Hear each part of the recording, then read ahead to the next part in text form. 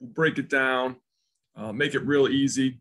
So we'll start off here by talking about metabolism. And again, back in chapter 1 in our course, we learned that metabolism is going to be, basically a series or just a bunch of chemical reactions that occur inside of living organisms. All right, there's two types of chemical reactions, the two types of metabolism. We have catabolic and then anabolic, and we'll talk a little bit more about that.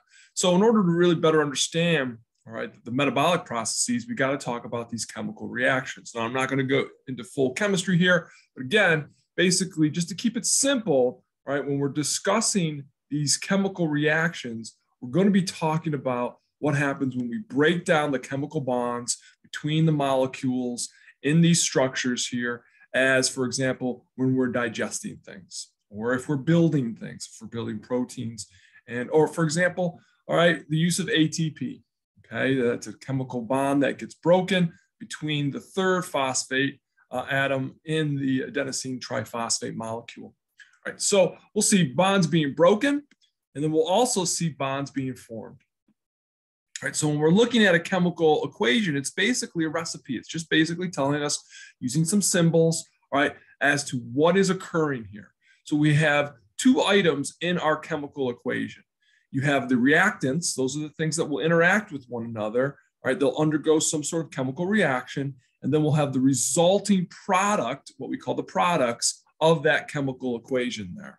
So when we look at the reactants here, they're usually going to be located on the left side of our equation. And this is what we start off with in our chemical reaction. So we'll start off with the reactants, right? They'll undergo some sort of chemical process, and then we're going to result, all right, with our products here. So these are going to be the substances that are formed by the reaction. And so we'll find those on the right side of our equation. So here, when we're looking at this sample equation, you see A and B, those are the reactants, the ingredients, all right? It's like making a cake, right? In this equation here, we're making a cake, and then we're forming, we're using the ingredients like eggs and flour and whatnot, and then C would be the actual resulting cake. So as you can see, there is an arrow involved, and that basically is just telling you the direction of that equation. So if we're going from left to right, all right, we're seeing that our reactants are the A and B items there. And so they're going to form C, which is our product there.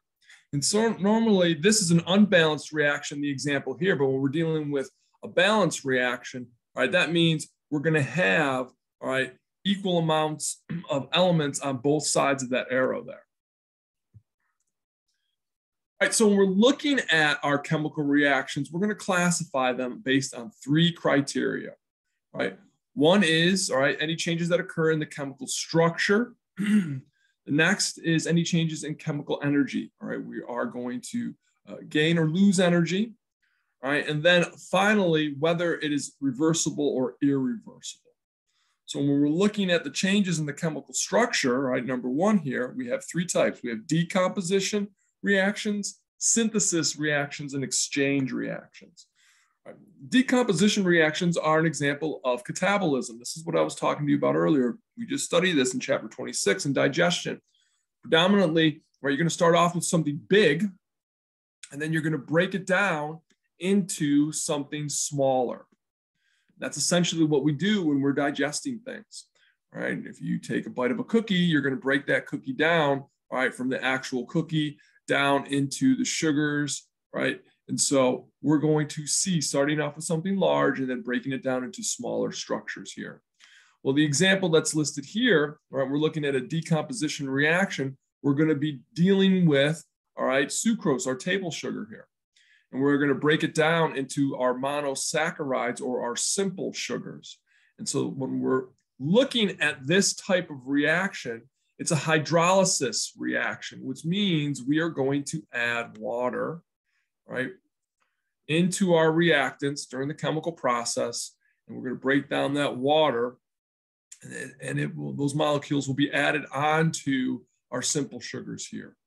All right, so these reactions, all these decomposition reactions, excuse me, starting with something large and going to something smaller, all right, these are all catabolic reactions. That's what's going to occur in our body. Think of just digestion as an example. A synthesis reaction is when we're going to take smaller items and combine them together, and we're going to form a larger item. And those are anabolic reactions or anabolism. Right, so you can look at our chemical equation there, A plus B equals AB. And an example of this is dehydration synthesis. Again, we're going to be dealing with water, but in this case now, right, as a result of this type of reaction, right, as one of our byproducts, we get water. Water comes right off. So this example here is showing us the formation of a dipeptide from 2 amino acids. So when we are going to connect 2 amino acids, all right, through a peptide bond, right, we'll get the dipeptide molecule, but also, all right, we get water as a co-product that comes off of, all right, the formation of those 2 amino acids into a dipeptide. So any and all of the synthesis reactions in the body, all right, are going to be anabolic reactions or anabolism. Okay. So now that we have a kind of a general idea about these different types of reactions and chemical processes, let's do a quick review and talk about some of our macromolecules. This brings us back, way back to chapter 2, right, in which we were learning about the different macromolecules in the bodies. We were talking about fats, we were talking about proteins, carbohydrates, nucleic acids, right? So let's just quickly review our carbohydrates. We mentioned those, all right, in our first example there, all right, of a decomposition reaction, right? So we classify our carbohydrates as monosaccharides, disaccharides, and polysaccharides, all right? Mono mean one, okay? Those will be our simple sugars, all right? Then we have our disaccharides and our polysaccharides. So when we're talking about carbohydrates as dietary sources, all right, things that we're able to take in as we're eating through our diets, right? We discuss them as sugars, starches, and fiber. All right, so we'll kind of review those two as we go through. All right, so let's start off with our monosaccharides: glucose, fructose, and galactose. Now, the real popular one is going to be, of course, glucose. And so we're going to be, your body loves glucose, right? It is a primary source of energy, right? A lot of reactions depend on glucose. So we'll be talking more about that in a little bit. But our monosaccharides, other than glucose, are going to be fructose and galactose. Now, when we take 2 of our monosaccharides and combine them together, then we get a disaccharide. Okay, disaccharide, di meaning 2. All right, so we have sucrose, that's table sugar. All right, lactose, obviously milk sugar. Then maltose, and we'll see that, all right, found in several products that you don't even realize that you're ingesting. All right, but those are going to be our disaccharides. And so we also have dextrose, brown sugar, wonderful. Honey is very, very healthy. In fact, you may have heard folks that have local allergies try some honey because it comes from the pollen in the local area that the bees collect. But anyways, these are also other types of sugars here when we're talking about our carbohydrates. So let's start off with starch. And we talked about starch, when we were doing chapter 26, that the digestion of starches actually begins in your mouth, right? When you are actually taking in and ingesting anything starchy, like let's say a potato, very rich source of starch. And when you start to produce, all right, saliva, in your saliva, you have an enzyme called salivary amylase. And that salivary amylase, right, helps to break down starches, because we want to get them down into their monosaccharides so it's easier to absorb. So we start that process in the mouth here. All right, so a starch is a polysaccharide. Now, we haven't talked about this polysaccharide, but basically, all right, polysaccharide is a very large carbohydrate molecule, right? And so it's just a string, all right, of glucose molecules. So when you hear the term polymer, okay, a polymer is going to be a repeating structure, right? If you take one single monosaccharide and just keep adding more monosaccharides to it, all right? So it's just a big long string. glycogen is a perfect example of that. And we'll talk about that here in a little bit. All right. So when we're talking about starch, very similar. All right. It is a polysaccharide polymer, which means we just have a bunch of glucose molecules that are formed along a nice long chain. And then we just start to break the bonds in between those individual molecules when we need, all right, one of those monosaccharides there. So some of the examples of starch is going to be tubers, grains, beans, and peas. All right, potato is a perfect example, very common. Right, so you'll hear people say, oh, you know, I don't eat that food because it's a very starchy food. Right, but basically they're saying I don't eat that food because it's loaded with polysaccharide polymers of glucose. All right, so we'll also see starches. I mean, I don't bake, but my wife does, and she uses a lot of cornstarch in certain recipes that require whatever you're adding that cornstarch to thicken it up, and it helps to stabilize and hold together that structure during the baking process. If you're making pizza dough, that's a perfect example there. All right, fiber. Okay, fiber. This is a wonderful product, and believe it or not, you know, you should be taking in close to 32 grams of fiber a day. All right, but fiber is going to be items that you ingest, all right, that you cannot chemically break down.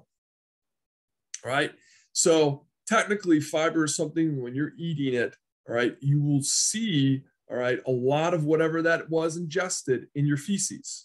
Right? It basically moves throughout the GI tract.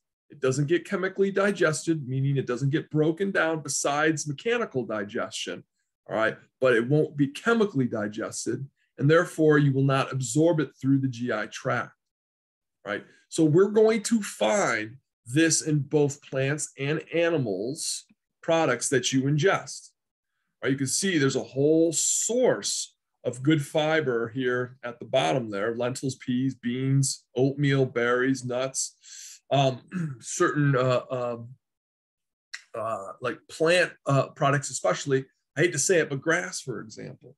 Right now, we don't go out and eat grass, all right, but all right, it's because of the plant wall there that makes it very difficult for our enzymes in our body to break down that product, right? But if you've ever noticed, sometimes dogs, if they have an upset stomach, they'll go outside and eat grass, right? And they use it, all right, as a good source of fiber to move it through their digestive tract, all right, to help with whatever it is that's bothering them. I'm not advocating that you go outside and start eating grass if you have an upset stomach, though. All right, so let's talk about our good buddy glucose, okay? This is the most popular monosaccharide, right, that your body takes in. You need to know it's a 6-carbon carbohydrate. Right, and so your body loves glucose, all right, because of its nutrient supply of energy to the cells.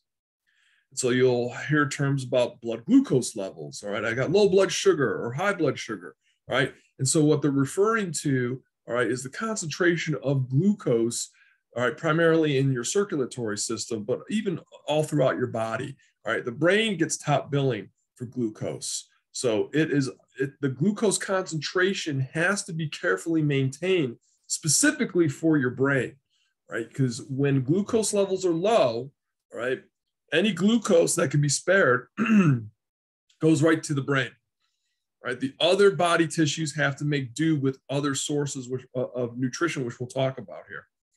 Okay, so say you just had a nice meal, nice big full starchy meal, lots of sugar in it.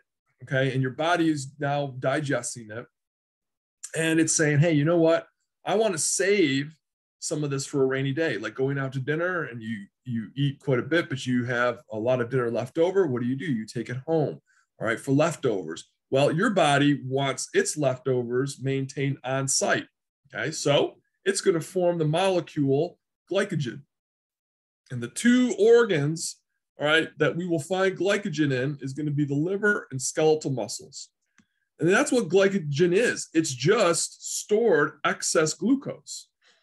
And so again, what we're going to do is we're going to take one glucose molecule and then attach another one to it and another one and another one and another one. And so we're just going to make this big long string of glucose monomers and string them along. And that process that the liver and skeletal muscle, all right, do that is called glycolysis. glycogenesis, okay? So if you look at the term here, we just draw this line down the center of it, glyco being the formation of glycogen, genesis is to make. Glycogenesis, the formation of glycogen in the liver and in the skeletal muscle. Now there comes a time when you're running a marathon and you need energy, okay?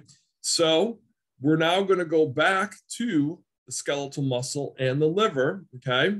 And we'll see in the liver here, all right, the liver is actually going to undergo a hydrolysis reaction. Remember, hydrolysis reaction, all right, that is when we are going to start to break down a larger structure into a smaller structure. All right, so a hydrolysis reaction, we're going to start snapping off those glucose molecules from our glycogen molecule. And so that process is called glycogenolysis. So the whole term glycogen, telling us what we're doing, lysis is to break down. So that's what we're seeing here. We're going to break down that glycogen molecule and start snapping off those glucose molecules so we can send those glucose molecules out to the peripheral tissues, out to our systemic cells that are increasing their metabolic demand, all right, for nutrients, for energy, for glucose. So in some situations, we might not have, all right, enough glycogen on hand. So now the body's got to get creative. Well, let's come back to the liver again. All right, our liver does so much. It's a wonderful organ. All right, and so now it's going to make its own glucose all by itself. All right, it's going to make its own glucose, but now it's going to make glucose from our non-carbohydrate sources. So we're going to make some new glucose. So we call that process gluconeo, neo being new, and genesis, all right, to make. So we're making new glucose from our non-carbohydrate sources. Right, so we'll talk a little bit about that near the end of the chapter here. So here you can see the two processes here. Right, so here on the left side is our glucose monomer here. And so now what we're going to do is we're going to just start stringing, all right, glucose molecules together to form glycogen, which is on the right side of our page here. And here is one glucose molecule. Here's another glucose molecule. So now comes the time when you're exercising and we need to utilize, or even late at night when you're sleeping, all right, you run out of glucose in your blood, or I shouldn't say run out, but it gets pretty low, okay? When that starts to occur, right, then your body goes, to the liver and says, hey, we need some more blood sugar. The liver says, no problem. I'm going to start just snapping off, all right, these glucose monomers and put them back into circulation. And that process is called glycogenolysis. And so we'll wind up with individual free-floating glucose molecules in your blood. All right, some of our other carbohydrates, right? Let's not forget the other monosaccharides, all right? And when we say hexose monosaccharides, we're talking about, all right, a 6-carbon simple sugar, right? And so those are going to be galactose and fructose. Galactose and fructose are the other hexose monosaccharides. Now we have our pentose, all right, monosaccharides, what we call the pentose sugars, and these should look familiar to you, ribose and deoxyribose, if you've ever heard of RNA and DNA, all right, those are the sugars that are involved in those molecules, but those are 5-carbon, all right, monosaccharides, our pentose sugars. So now what we're going to see is, all right, when we start to make molecules that are larger, we're going to get into our disaccharides. And so we're going to take 2 simple sugars, we're going to attach them to one another, and we're going to wind up with our disaccharides. So it's good to know, all right, what these are, what these molecules are. So when we're talking about table sugar, all right, sucrose, all right, lactose, and maltose. Now, all of these, sucrose, lactose, and maltose, are going to have glucose. One of those molecules will be glucose. The other one will be, all right, one of the other glucose isomers, either galactose or fructose or another glucose. So if we look here, all right, at our monosaccharide, or excuse me, at our disaccharides here at the bottom, when we're seeing for sucrose here, it's going to be one glucose molecule and then one fructose molecule.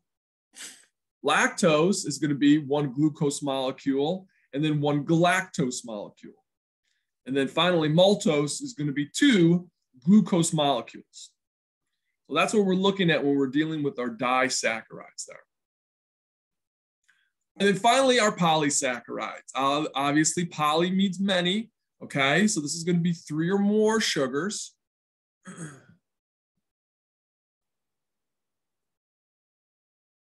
Oh, perfect. I like that. That's good to hear. Yeah, good. This is a good refresher here when we're dealing with the metabolism. And I know that we don't go over in detail chapter 3 because there's a lot of information in there, because chapter 3 is a really good chapter, but again, because of time constraints, you know, we kind of condense everything down. So our polysaccharides, right, are we just talked about one, all right? Glycogen is an example of our polysaccharides. This is what we find, all right, in us, in animals, all right? Starches and cellulose primarily are going to be found in plants. Again, another great example of a polysaccharide. Now, unfortunately, like I said before, right, because that plants, right, have that cell wall, and that makes it hard to digest, cellulose is wonderful for as fiber, okay, because we can't break that down, which is not a problem, right, unless you can't find another good source for other macromolecules, right? But again, the cellulose, wonderful source of fiber here. So when we're dealing with plant starch here, all right, the plant starch is going to be a really good source, our primary source for glucose for us in general. So whether or not, you know, you feel like you're a vegetarian or not, even vegans, all right, you know, there's a big, I don't want to say excuse or complaint about vegans, you know, but it is said that, oh, vegans, they can't get proteins. And I know this is a different macromolecule here, but here's the thing. That is not true, all right? A vegan diet, you can get a substantial amount of protein, all right? I know that animal beef, meat, pork, chicken, whatnot is a good source of protein, but plants can offer very good sources of proteins. All right. So here you can see, again, I just showed you the disaccharides and the monosaccharides, all right? But let's look at, all right, the final portion here of our carbohydrates, all right? Keep in mind, we want to always convert everything into glucose, right? So glucose, right, is not considered to be essential because of that process of gluconeogenesis. We can actually convert, all right, fats and proteins into glucose. And there's a nice slide here at the end of this presentation I'll show you that discusses part of that gluconeogenesis. But remember, we can still form our own glucose, all right, from non-carbohydrate sources. But it's always nice to take it directly in through the diet, all right, through sugars and starch. All right. And then finally, just a quick reminder, again, about fiber, all right, we cannot break it down and digest, but it does add bulk to our diet, which means it's going to stimulate peristalsis. It's going to stimulate, all right, that motility in our GI tract and that lower GI tract to move things from point A to point B to the distal portion of your GI tract.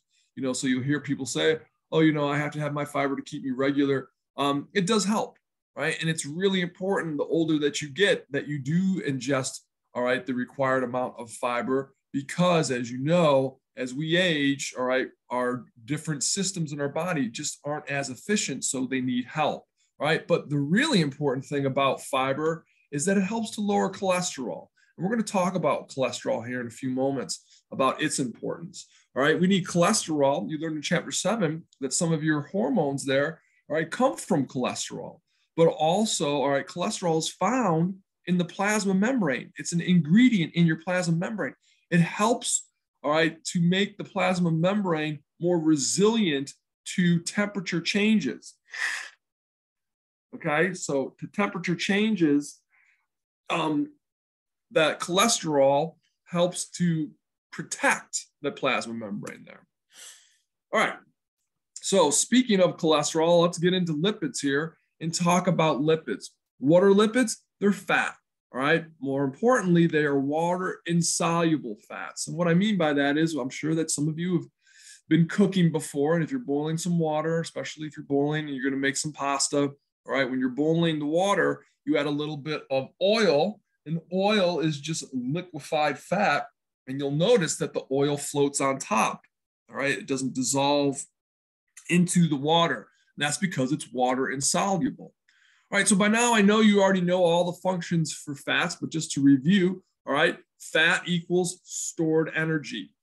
All right, also it's found in every single one of the cell membranes there, all right? Phospholipids, all right, are going to be an integral part of the plasma membrane. And of course, we need, all right, the lipids for hormone production. So there's 4 classes of our lipids, all right? Triglycerides, phospholipids, steroids, and eicosanoids. So the triglycerides, these folks are going to be the primary form of energy storage here. And so the molecule, all right, is going to have what we call the glycerol backbone, right? So in drawings, you may have seen it. We usually draw it kind of like a rectangle. And then it has 3 fatty acid chains hanging off, just like that. So this is the glycerol backbone right here. And those fatty acid chains can vary in length, all right? We have what's known as short chain, medium chain, and long chain fatty acids. So obviously from the name, you could tell, all right, if it's a long chain, it's going to be quite long. If it's short, it's going to be relatively short, all right, compared to a medium and a long chain fatty acid. All right, so those fatty acid chains will attach onto that glycerol backbone. All right, so yes, they vary in length, but they also will vary in the number of double bonds. So when we're discussing that, we classify them or we name them. If they don't have any double bonds, then they are saturated fatty acids. If they have at least one double bond, then they're unsaturated fatty acids. And then if they have 2 or more double bonds, they're polyunsaturated fatty acids. So when we are dealing with triglyceride, okay, so we're either going to have triglycerides, all right, stored away in our adipose tissue, or we're going to liberate the triglycerides because we're going to start to break them down, you know, for some energy purposes, because fats are a wonderful energy source, okay?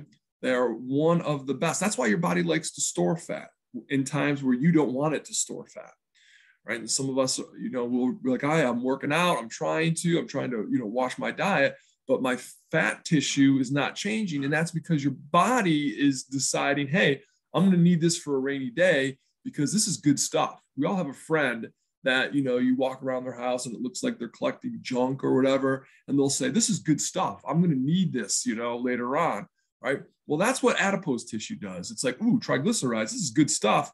I might need this, you know, because back in the day when we were hunter-gatherers, right, we didn't know when our next meal was coming from. So the body over years and years and years, all right, of adaptation has been able to try to store as much triglycerides as possible.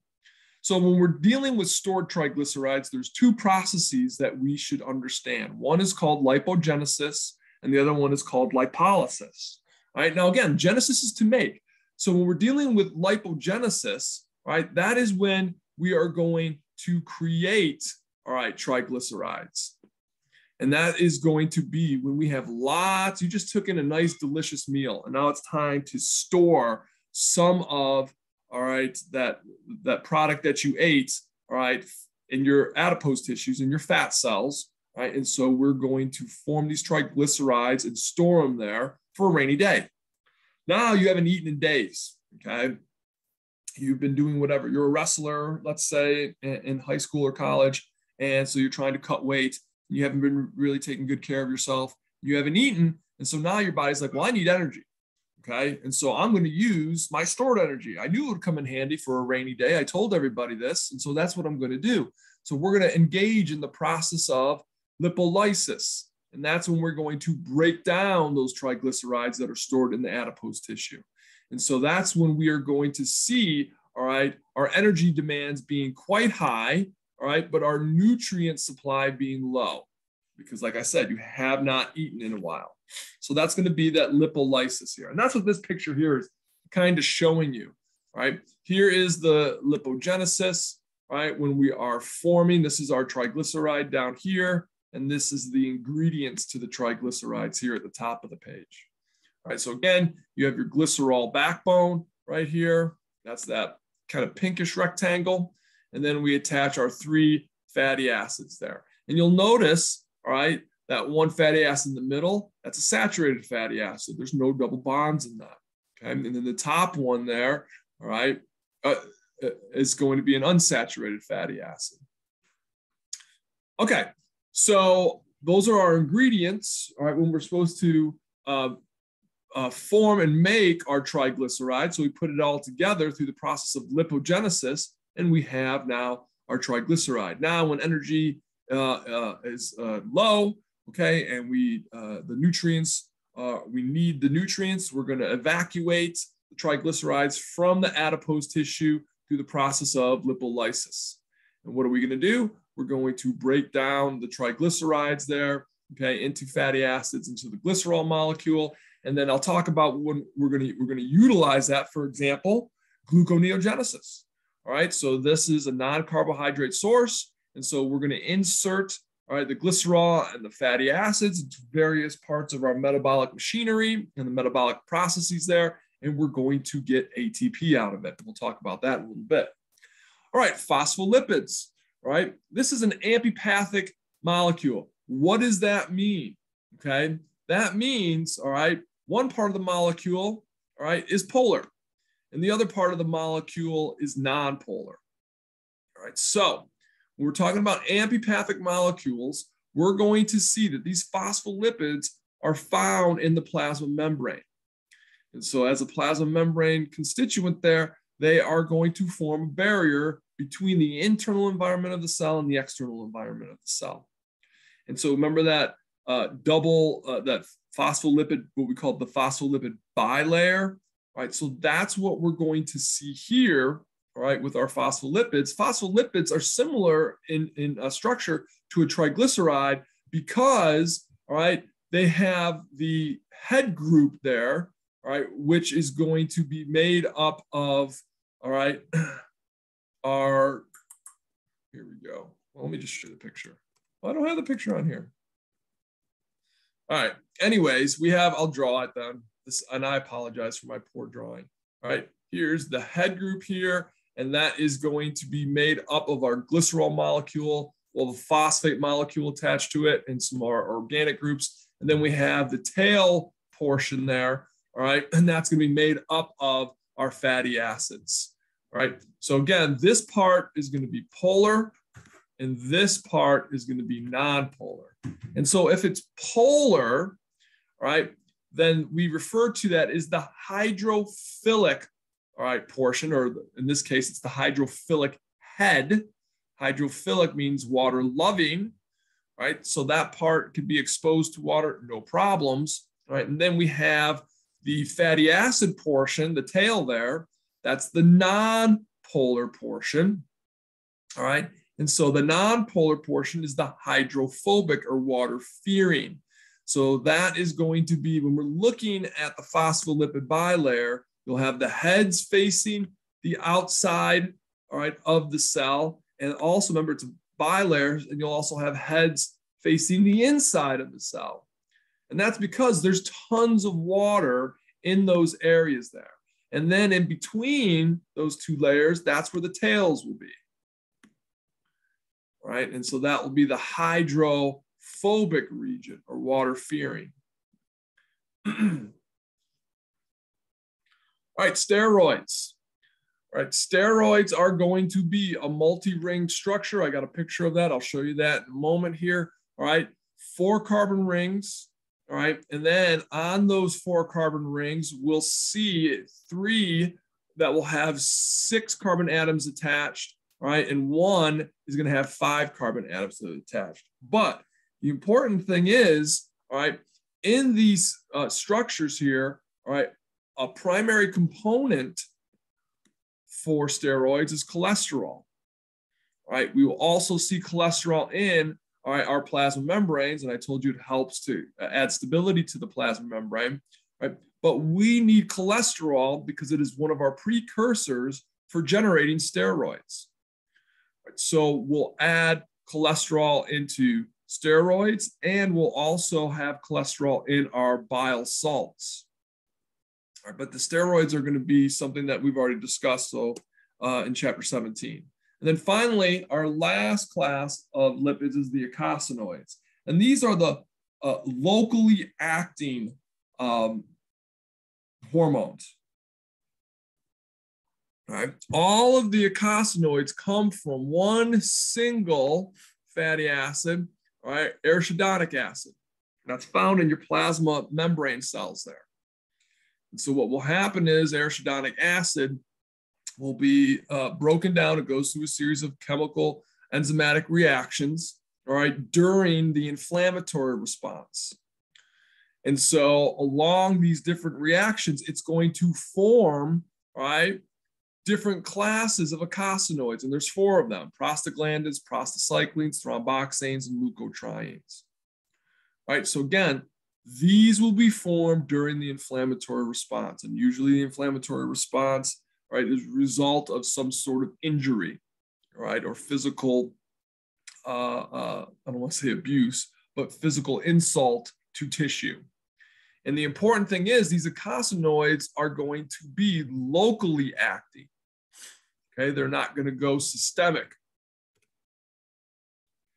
All right, so our first clinical view here, we're going to be talking about saturated, unsaturated, and our trans fats. All right, now I took a seminar a while back, and the rule of thumb that this presenter was talking about is, all right, fats can come in 2 forms, all right, physically, all right. So you can have, if at room temperature the fat is a liquid, we call it an oil, all right. If we're at room temperature and the fat is a solid, all right, then we actually will call it a fat, okay. So when we're dealing with animal fats, at room temperature, if it's a solid, that will be a saturated fat. Whereas when we're dealing now with vegetable fats, right, again, at room temperature, okay, they're in the liquefied form, right, then that is going to be referred to as unsaturated. But in general, all right, unsaturated vegetable fats are considered to be more healthy. That's why they'll say have olive oil or coconut oil, okay? Usually any type of oil compared to butter, all right, is going to be considered to be more healthy. Now, what we could do with these vegetables, these unsaturated fats, is that, all right, we can try, all right, to use them in cooking, and most people will try, but one of the things you have to understand is that a lot of times when you increase the temperature, you can start to break down chemical bonds.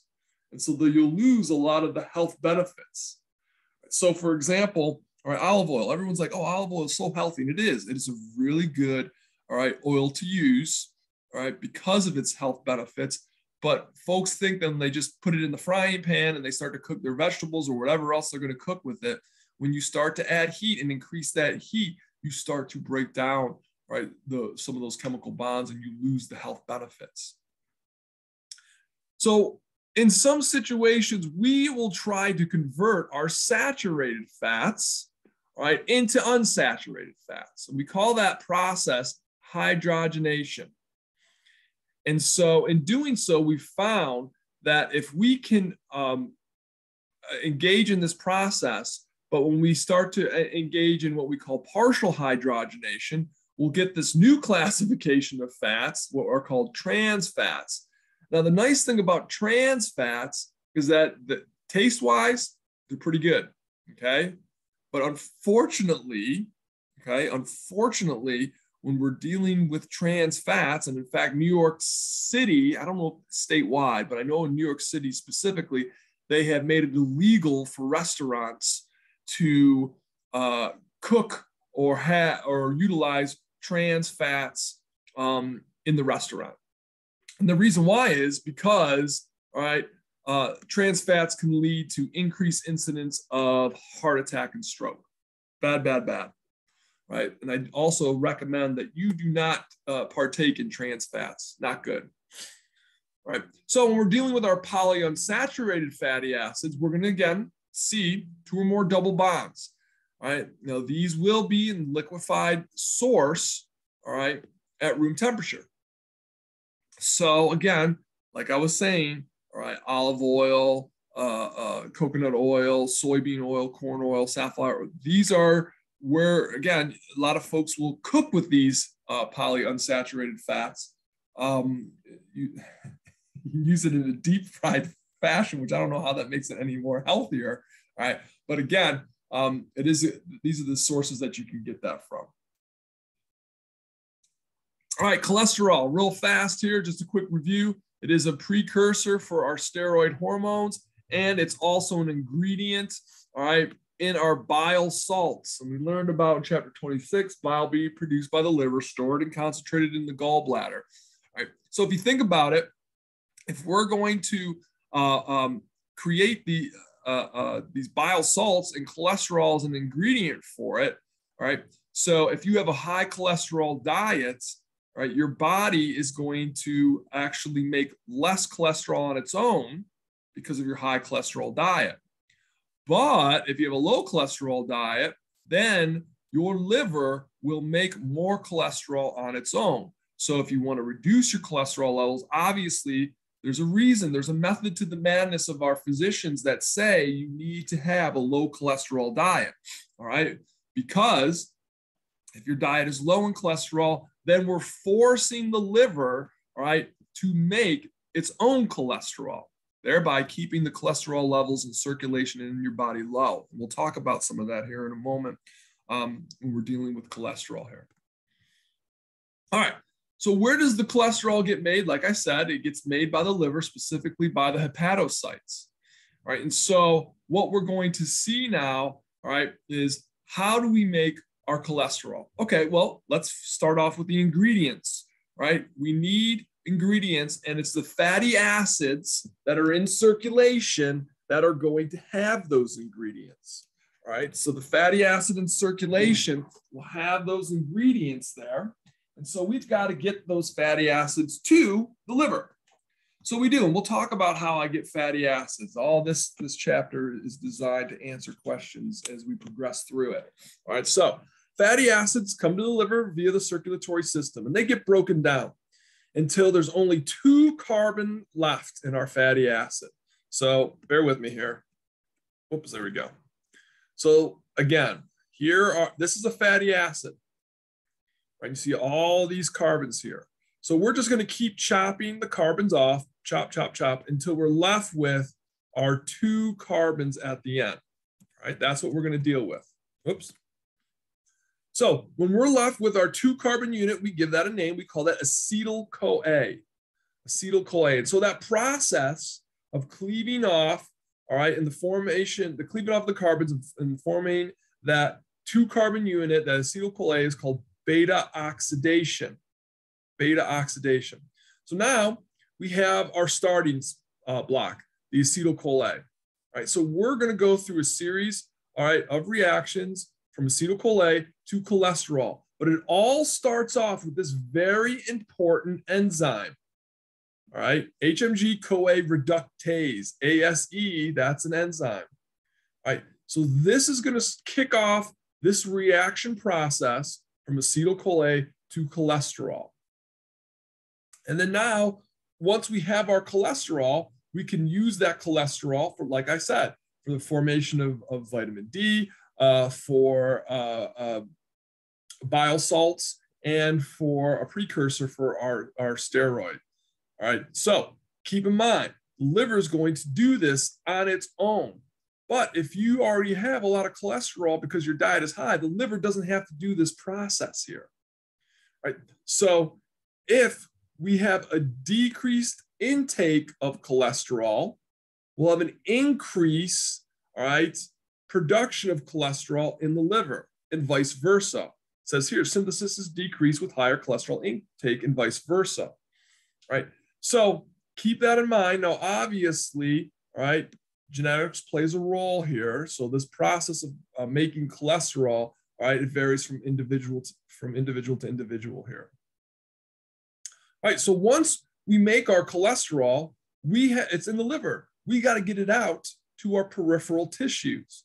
So how do we do that? No problem. We got a specialized protein, all right, what we call a very low density lipoprotein. Well, that's a lot to say. So we'll just call it a VLDL, right?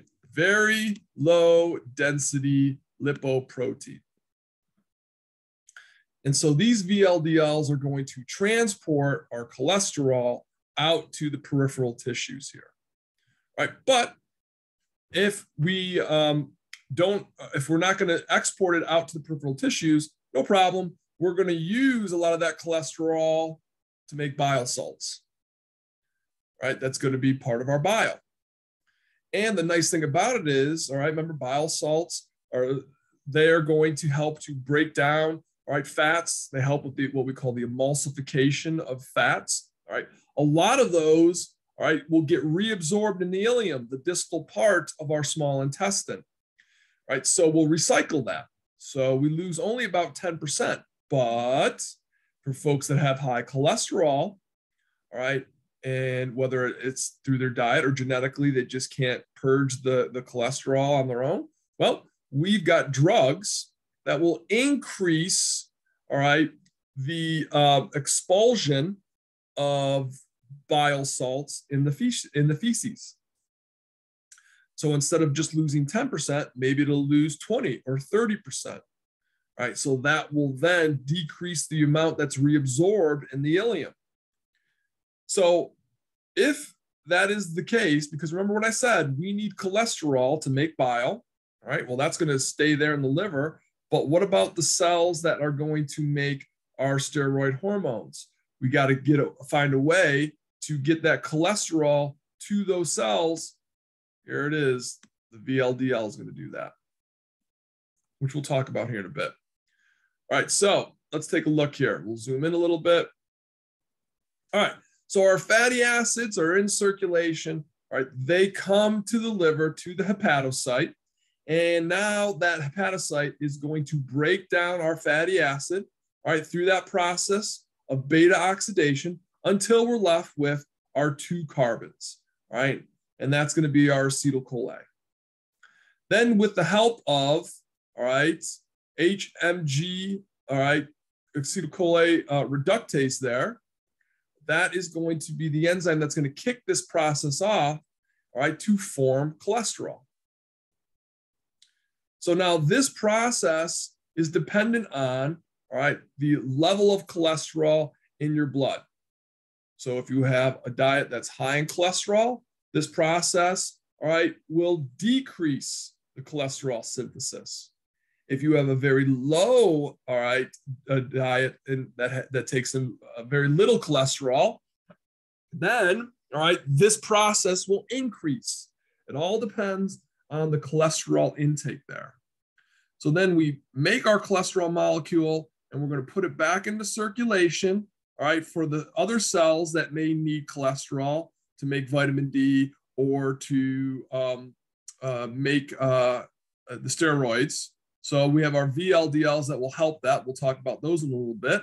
And then our cholesterol will be utilized, all right, in the production of bile salts. And so that will be put into our biliary circulation here into the bile, okay? And then that will go all the way to the small intestine. And the majority of it, 90%, will be reabsorbed in the ileum, whereas 10% will be lost in our feces. All right, so let's talk about now how we are going to transport, all right, our lipids, all right, throughout your body, okay? How we're going to get them from the liver to the peripheral tissues. All right, so that involves the VLDLs, and then you may have heard of these guys here, the LDLs, also known as, AKA, the bad cholesterol? Well, let's talk about first the VLDLs, right? So the VLDLs are going to be made in the liver, and then they're going to be released into the blood. And so their job is going to be to take cholesterol and triglycerides to the peripheral tissues. Right now, majority of it is going to go to the adipose tissue. But of course, all right, some is going to go to some of the tissues that need, all right, the ingredients like, say, cholesterol to make steroids. All right, so first stop, I shouldn't say the first stop, but one of the main stops for a VLDL is going to be to go to adipose tissue. And when it does, it's going to get rid of the triglycerides. And in doing so, all right, when it gets rid of those triglycerides, because remember, we're going to store those triglycerides in the adipose tissue. We're going to need that for a rainy day when energy levels, all right, are going to be high. Well, the required energy level might be high, but yet you don't have a lot of nutrients on hand. So we'll liberate some of those triglycerides to make energy. All right, so once we get rid of the triglycerides, now our VLDL becomes an LDL, a low density lipoprotein. So when we go to the adipose tissue, we pretty much get rid of the very. Right, and now we're just known as a low density lipoprotein. All right, so now our low density lipoprotein, because it got rid of, all right, the triglycerides, pretty much what's left over is a lot of cholesterol.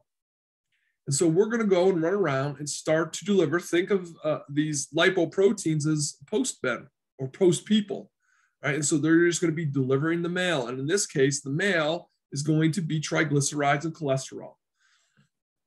So the LDL is going to deliver cholesterol, all right, out to some of the peripheral cells. How does it know where to go? It's going to be looking. You ever seen on some of the the mailboxes on the side of the road? They have a little red flag on the side, and that little red flag indicates, hey, there's mail here to be picked up. Well, guess what? All right, you have cells, and these cells will have LDL receptors. That's their red flag, all right, on the plasma membrane. And so the LDL will come floating along, and it'll attach onto the LDL receptor. And once it does, all right, it's engulfed through that process of endocytosis. It gets pulled in. All right, so what's on the inside now of that endocytotic vesicle there? Well, the cholesterol. So we're going to use that cholesterol, all right, either to be put in the plasma membrane or as an ingredient to make steroid hormones. Very, very interesting process. Well, if I talked about the bad cholesterol, I think it's time to talk about the good cholesterol, all right? Our high density lipoproteins. Now notice here, we are going to go, all right, in our previous two lipoproteins, we're going to go from the liver to the peripheral tissues, right? So that's for the VLDL and also for the LDLs, all right? Liver to the peripheral tissues. Now we're just going to flip it. We're going to go from the peripheral tissues to the liver, right? And so that's where the high density lipoproteins come into play, all right? Again, these are made inside the liver, okay? And then they're going to be released into our circulation in the blood there, all right? But here's the important thing. They don't have lipids, all right? It's like sending a car out on empty. Its gas tank is empty, all right? Its job, instead of dropping stuff off, it's going out to pick things up. So the VLDL and the LDL, their job is to drop things off to the peripheral tissues. But our high density lipoproteins are the cleanup crew. They're going out there, all right, and they're going to go into circulation, and their job is to fill up with stuff. And in this case, they're going to fill up with lipids. All right, so here's what we're going to see, all right? Their job is to make, all right, cholesterol like the LDLs, all right, cholesterol available to the tissues that make our steroids, right? But, all right, HDLs do not get engulfed like what we saw with the LDLs, remember, I just talked about it. The LDLs, the little red flag, and then they attach on to the LDL receptors. We don't have that for our HDLs, okay? We don't have that. So our HDLs float around, and their job is going to be to pick up, all right, lipids that are in circulation, all right, that are also going to be, for example, clinging on to the sides of the vascular walls there. Their job is to go and pick that up and bring it to the liver. All right, so that's what we're seeing here. All right, lipids, this is a very important statement here. Lipids transported via HDL to the liver. That's what they do. All right, they're out there scouring and looking for lipids. So this picture shows a wonderful example.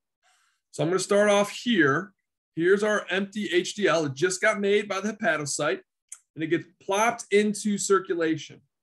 So it's just going to travel throughout the circulatory system here, right? And it is going to be looking for lipids from peripheral tissues and on the inside here of blood vessel walls. You've ever heard of plaque, all right? There's several components to plaque, right? But one component of plaque is going to be, all right, triglycerides, cholesterol. So these HDLs wander around, they go to the peripheral tissues and pick up cholesterol and triglycerides until they're full. And then when they're full, okay, they return, all right, back to the liver, all right, and they'll drop off cholesterol and triglycerides, all right, in the liver. And so now the liver has the triglycerides and the cholesterol that the HDLs went and picked up, and they'll package it up either into a VLDL, or maybe the liver needs to make some bile salts, and so it'll use some of that cholesterol for the bile salts, right? But it has that choice depending on what the requirements of the tissue are going to be at that time. But it can package up the VLDLs with cholesterol and triglycerides. And we know this story. Then the VLDL gets put into circulation. It starts to circulate around. It comes to the adipose tissue. It drops off its triglycerides. And then once that happens, all right, we no longer need the V. So now we're just an LDL. And then our LDL will circulate around, and it's looking for that red flag. And when it sees the red flag, right, it attaches onto the LDL receptor to the cell. It gets pulled in, right? And then its cholesterol can be used. Say, example, this is a steroid producing cell. So now that cholesterol can be utilized to make steroids. So it's a nice little process here. All right, so of course, right, when we're looking at our LDLs and the HDLs and total cholesterol, right, we have to consider the levels of certain components here. So for example, high levels of LDLs, or what we call total cholesterol, right, is not a good thing. It increases, all right, your risk factor for cardiovascular disease. Also, if you have low levels of HDLs, remember that's the crew that runs around and cleans up all those fats and whatnot, okay? If you have low levels of HDLs, that too will increase your risk for cardiovascular disease. So normally, we want to keep your cholesterol level below 200 milligrams there. Right? If it's above, you are considered to have high cholesterol. Now, in some cases, people are close to that, maybe a little bit above, but if they have high levels of HDLs, some doctors aren't as worried. Still, you should be, concerned, but you shouldn't really be too terribly worried, all right? So, like I said, LDLs are considered the bad cholesterol. This is where you have to be concerned because, right, if you have, all right, these LDLs there, you have to worry about that cholesterol being deposited on the inside of your arterial walls, all right, that plaque buildup there, arterial sclerosis, one, increases, remember, if we're starting to occlude the lumen, we're increasing resistance. If we increase resistance in the bulk flow of your circulatory system, we can increase your blood pressure. That's not good. All right, then our HDLs, that's our good cholesterol. These guys are going to float around looking for lipid deposition on the inside of the arterial wall. So they'll go around and kind of gobble that up. So if you have that good cholesterol and a lot of it, all right, we're not as concerned for your cardiovascular health. All right, so if you look at this slide here, I mean, it's really important that you, at least for me, you know, that you appreciate all the different processes that the liver is involved in, right? For carbohydrate metabolism, we talked about that process of one, making glycogen and breaking down glycogen, all right? So we got glycogenesis, and then we got glycogenolysis, gluconeogenesis. So that all deals with carbohydrate metabolism. Then we have protein metabolism. We just got done talking about the lipid metabolism, right? And then also how we transport these lipids. And let's not forget, all right, the digestive functions for the liver. And then I won't even get into all the different circulatory proteins that it makes. Albumin, for example, is one of the big circulatory proteins that helps establish, all right, that bulk flow of movement across, all right, the capillary walls there. Remember, we were talking about oncotic pressure versus the hydrostatic pressure when we're talking about movement of materials across the capillary wall into the tissues, right? Well, albumin has a lot to do with that. All right, so let's get into our proteins, all right, our macromolecule proteins. So we've done carbohydrates, and now we've just finished lipids. What about proteins? Well, first of all, proteins here are, yes, they're structurally diverse, but their functional diversity is truly amazing. All right, so again, proteins, and I'm going to show you a slide here in a moment, all right, that shows you all the, it doesn't even really do it justice, all the different functions that proteins actually are engaged in throughout our body. All right, so obviously, when we get older, all right, or as we age, okay, our proteins are going to start to wear out, and so we need to replace them. But obviously, as we age, all right, that replacement, all right, is not going to be as good as when we were younger. All right, so when we see, all right, the protein manufacturing in our bodies, we'll see an upregulation, for example, during times of infection. Why? Well, all right, antibodies or immunoglobulins, those are proteins, right? So after they fight the infection, your body doesn't need them anymore, so they usually degrade over time. That's why you'll hear folks talking about, all right, an antibody test for COVID-19. You know, they're like, oh, I don't have a lot of antibodies, you know, and well, no duh, you're not going to keep those antibodies forever. Proteins, all right, wear down, all right, they will wear down. And if you don't have an active infection, your body's not really going to produce any more because it doesn't see the need for that, all right? Also, during an injury, same thing. We up-regulate our proteins to help with the healing process. But once you're done with the healing process, boom, they start to down-regulate. So we'll see this, all right, with the quantities of the proteins that are needed during certain situations, all right? They'll be higher, stressful situations, or during infection or injury or even pregnancy, because a lot of tissues are going to be more metabolically active. And then as we start to become less metabolically active and the need becomes less, then we downregulate the quantity of proteins there. So we have, all right, 20 proteins, excuse me. We have 20 amino acids, all right, that are required in our proteins here. All right, we have the essential amino acids and the non-essential amino acids. 8 are essential and 12 are non-essential. So what that really means is that 8 amino acids you have to get in through your diet. Your body doesn't make that. Right? So the essential amino acids you have to get from outside of your body, whereas the non-essential, those 12 can be made inside your body. So here you can see some of the various functions of our proteins, right? So you can see, all right, the different functions like catalysts, which are going to be the item enzymes.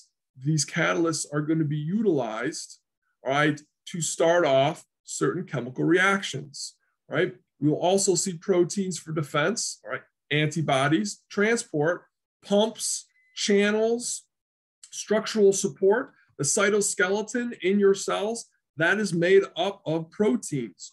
Movements, all right, actin and myosin, anybody? Remember chapter 10, excuse me? All right, muscle contraction. All right, so you can see the list goes on and on, regulation and storage. So proteins are crucial, all right? They are crucial for the functioning of our body here.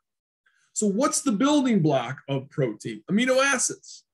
Amino acids are the building block to proteins. And we saw in chapter 26, when we were breaking down our proteins, all right, we got them down to the illegal peptides, but eventually we get them down into dipeptide and individual amino acids to make it easier for the absorption of those nutrients across the epithelial barrier there. So like I said, there's 20 different amino acids found in our living organisms. 8 are considered essential, 12 are non-essential.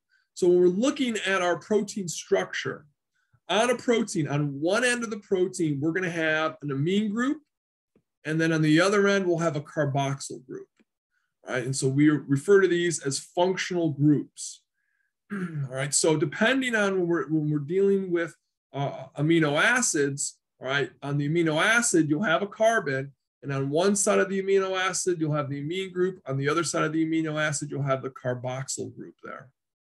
And so as we start to string along these amino acids, all right, at the beginning of our protein structure, you'll still have an amine group, and at the other end, you'll have a carboxyl group. I'll show you a picture here.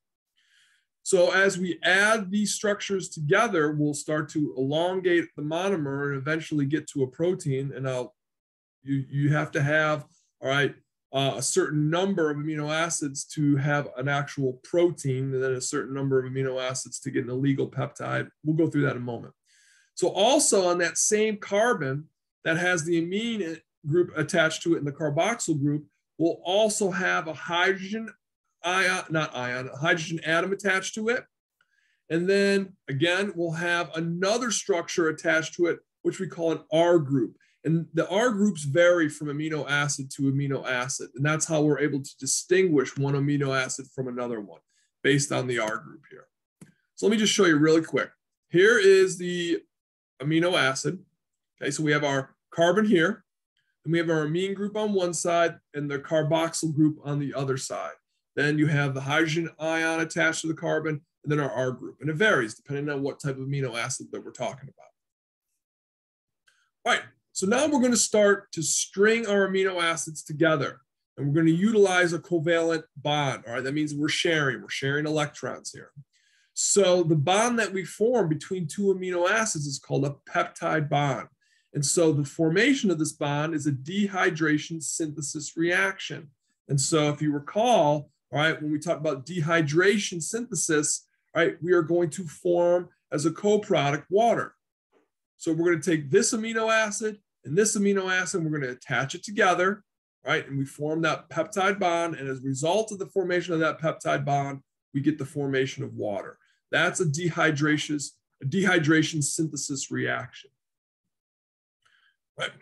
And that is because we lost the hydrogen ion from the amine group and the hydroxide ion from the carboxylic acid group. So as we start to string, all right, these amino acids together, and we start to lengthen our structure, remember what I said, on one end, you'll have the amine group, and we call that the N-terminal because of the nitrogen molecule there, or atom there. And then at the other end, we have the carboxyl group. And then we call that at the other end because of the carboxyl group. We call it C-terminal because of the carboxyl group. So that's what we're going to see here in our polymer protein at the bottom of our picture there. Notice those purple rectangles. Those represent the peptide bonds. Right? So each one of those has formed one molecule of water. But in our polymer chain here, you can see at the far end, right, we have the amine group, that's our N-terminal. And then at the other end, we have the carboxylic acid group, and that's our C-terminal. And partially, if you recall, right, back in chapter 12, when we were talking about all right, the membrane potential in our cells, in the neurons there. And we talked about how the outside of the cell at the resting state of a neuron is positive and the inside of the cell is negative. And the reason why is the inside of the cell is negative is because of the phosphate ion group with its negative charge. And we had proteins that had a negative charge. All right, well, what gives it predominantly the negative charge is this guy right here. That's what gives it the negative charge.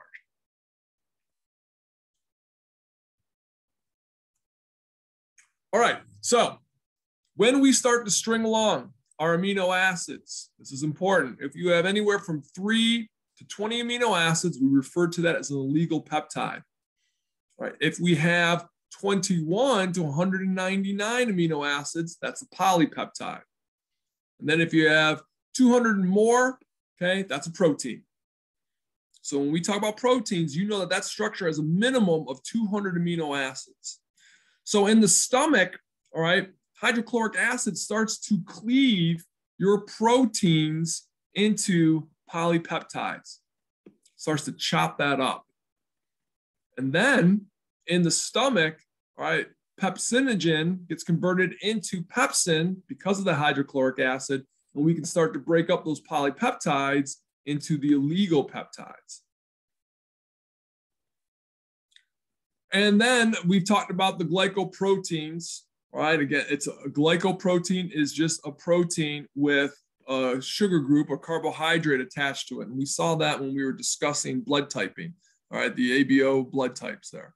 And it's just a way, right, that our cells can identify our specific red blood cells, the erythrocytes, all right, as part of our self erythrocytes. All right, here's just a picture of all the various amino acids. I really won't get into that, but you can see, all right, all these different amino acids, how they vary in structure. So, and it could be quite a bit. Some of these amino acids are going to have, all right, that hexose group there. All right, final part of this chapter, or these chapters, I should say, is how do we make ATP? You heard us talking about ATP, all right, ever since Bio 210. And so now we're going to talk about how we make ATP. Now, a lot of it you already know, right? But you just don't know the specifics. And there's even going to, it's even more specific than what I'm going to be going over, all right? But if you really want to know the specifics, take a biochemistry class, all right? You can learn that. All right, but for right now, when we're talking about ATP generation, we have 4 stages.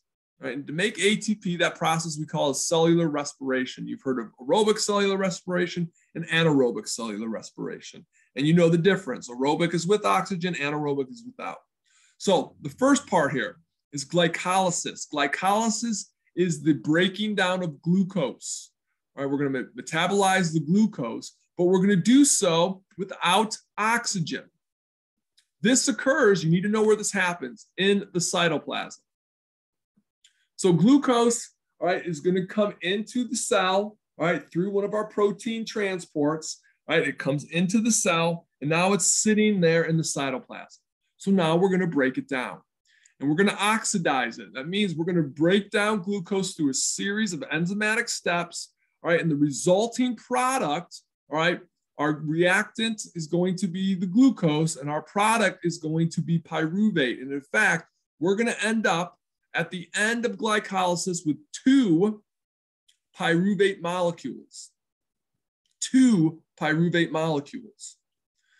And so, as a result, from that process without oxygen, if we do not go any further, we will have generated 2 ATP.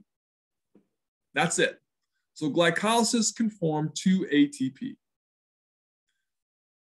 So if we have oxygen, then we're going to take those pyruvate molecules and we will then get them into the mitochondria, all right? And we'll talk about that here in a moment as to what happens. But if we don't have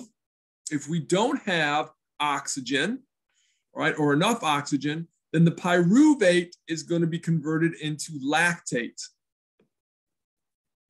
Not to fear because lactate can be used. It can be used, all right, to form glucose. And we can try this process again, all right? We can use lactate for gluconeogenesis. We'll talk about that in a moment. All right, so the next stage of our cellular respiration is the intermediate stage.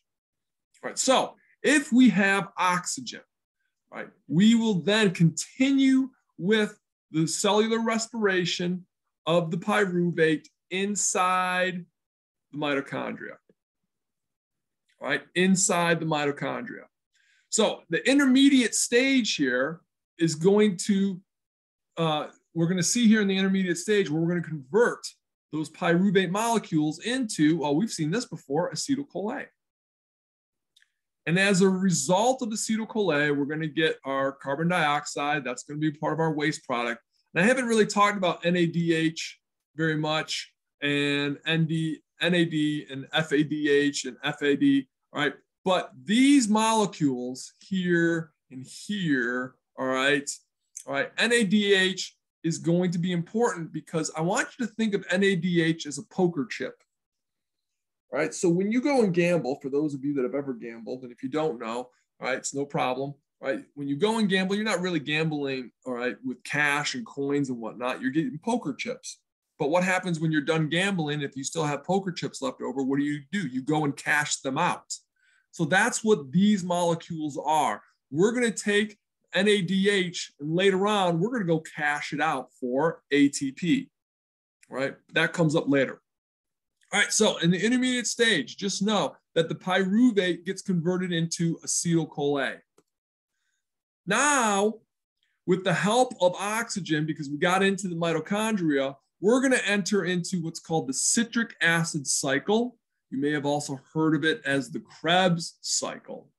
But we are going to take that acetyl-CoA and we're going to form citric acid. But here's the thing. The citric acid cycle is a long, I'll show you part of it here. I won't go through all the specific steps, but there are a series of steps, and I can't remember off the top of my head. I don't know why 12 is jumping out, but it goes through many, many steps. And as a result of those many, many steps, we're going to generate more waste product here, the carbon dioxide, but also ATP, okay? And then we're going to get our chips, our poker chips, FADH2, and then NADH. And that occurs just with one turn, because you might go back through the citric acid cycle again. But just keep in mind, we're going to convert the acetyl-CoA into citric acid. It's going to go through this circular-like process here, and it's going to generate all these different things. Now we're done gambling, and it's time to go and cash out. Okay? We're going to go and cash out. So in all those different cellular processes where we generated FADH2 or NADH, we're going to go to the electron transport chain or the electron transport system. And we're going to see these hydrogens here. We're going to take these hydrogens and we're going to transfer them. Won't bore you with the details there. All right. And that process there of moving those hydrogens and electrons are going to form ATP. We call that oxidative phosphorylation.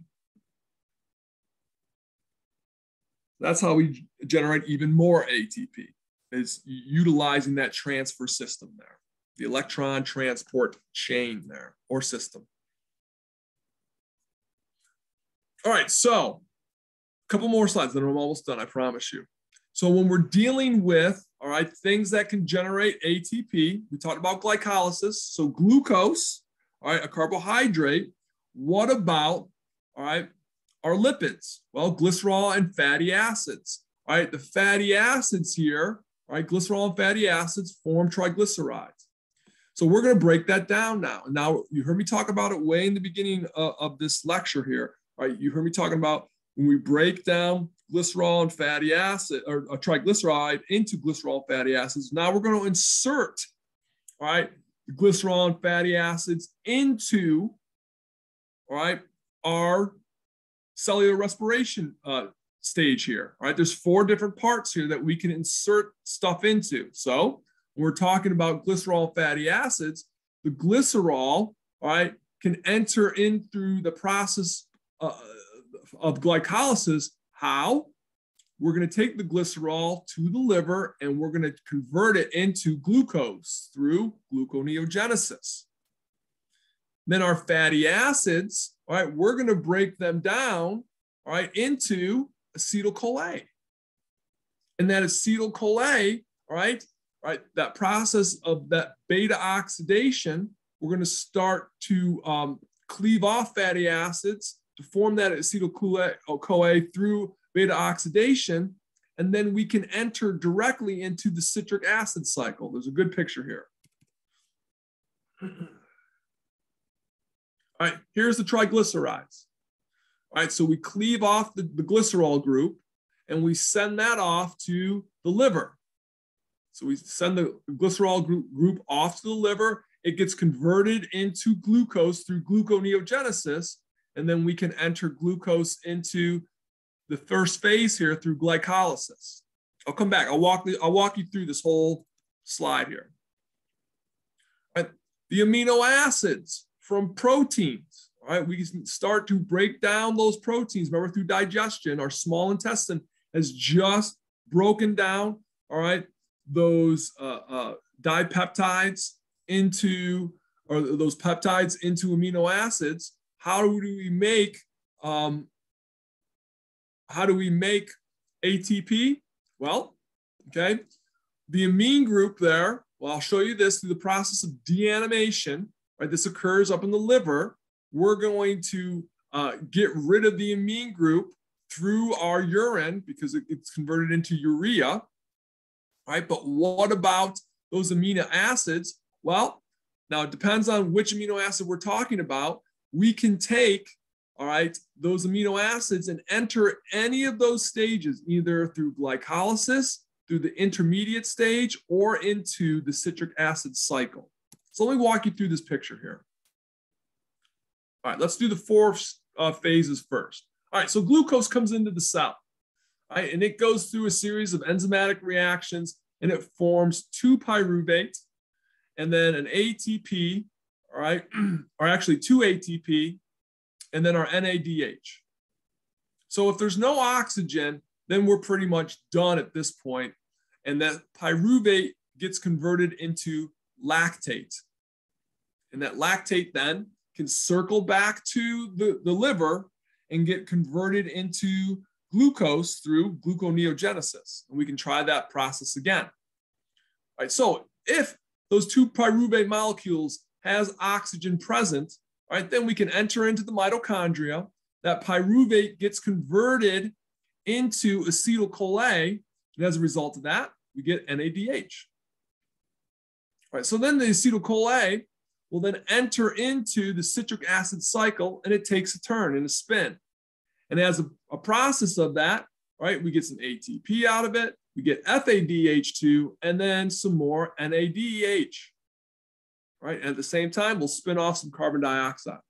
So all that occurs, and then we're going to take our winnings, NADH, NADH, NADH, FADH2, and we're going to go down here to the electron transport system here, right? And we're going to transfer, right, through that system, right, the hydrogen, the electrons. Again, we're not going to get into the details, but that process, as we do that, right, is going to generate, you can see here, right, as these hydrogens are moving through this system, right, we are going to generate, this is our casino chips, we're going to cash out the hydrogen, right, and as we cash out the hydrogen, we are going to generate ATP. ATP. Pretty much as a result, 1 glucose molecule can give us about 32 ATP molecules. Pretty awesome. All right, so that's it for glucose. So here we have our triglycerides.